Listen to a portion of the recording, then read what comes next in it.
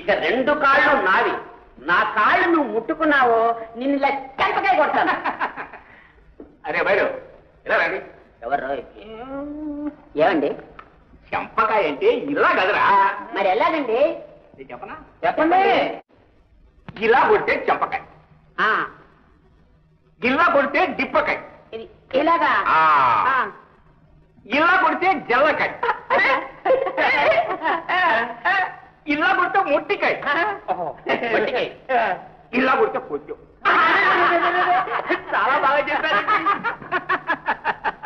రే మణి పని శృంగి అందరండ్రా గణపతి కైలాసం చాలా బాగా చదివిస్తున్నారు చూడండి రా.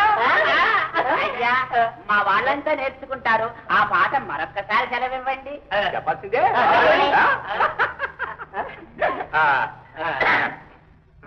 ఇది చెంపకాయ, ఇది డిప్పకాయ, ఇది జల్లకాయ, ఇది మొట్టికాయ, ఇది కొట్టం.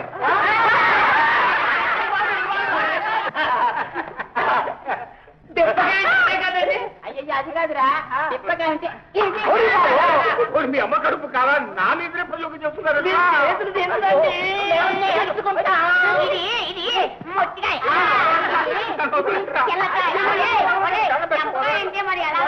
ఇది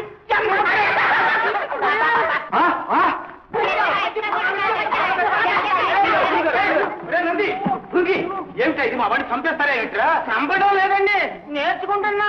ఈ పాట మీరు ఎప్పుడు చెప్పలేదు గురువు గారు.